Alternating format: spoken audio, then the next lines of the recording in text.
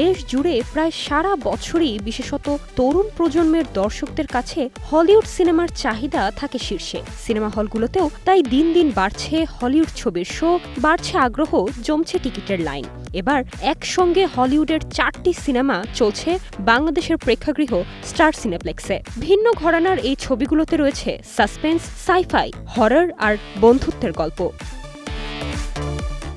এর মধ্যে রয়েছে আলোচিত হরর ছবি মেগান এর সিকুয়েল মেগান 2.0 এবং ফর্মুলা 1 ওয়ার্ল্ড চ্যাম্পিয়নশিপের ওপর ভিত্তি করে নির্মিত ছবি F1। ছবিগুলো আন্তর্জাতিক মুক্তির দিনই গেল শুক্রবার মুক্তি পেয়েছে বাংলাদেশে। অন্য দুটি সিনেমার একটি হলো জনপ্রিয় অ্যানিমেটেড সিরিজের live action remake how to train your dragon, আরেকটি ফাইনাল ডেস্টিনেশন ফ্র্যাঞ্চাইজির নতুন ছবি ফাইনাল ডেস্টিনেশন ব্লাড লাইন্স।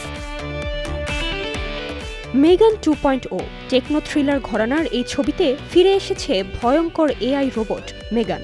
এবার তার সামনে নতুন প্রতিপক্ষ অ্যামেলিয়া। কে বেশি ভয়ঙ্কর, মানুষ না মেশিন? ফর্মুলা 1 রেসিংয়ের গতির নেশায় মোড়া F1।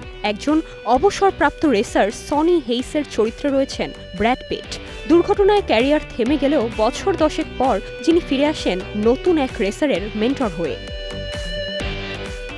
How to train your dragon 1 দশক ধরে শিশু কিশোরদের হৃদয় জয় করে আসা অ্যানিমেটেড গল্প এবার ফিরে এসেছে লাইভ অ্যাকশন রূপে। হিকাপ আর তার ড্রাগন টুথলেসের বন্ধুত্ব যেন বড় পর্দার জন্য এক নতুন রূপকথা।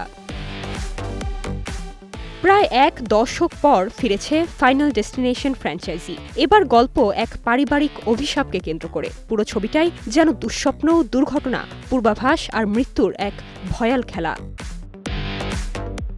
Nirjona Nusrat, star news.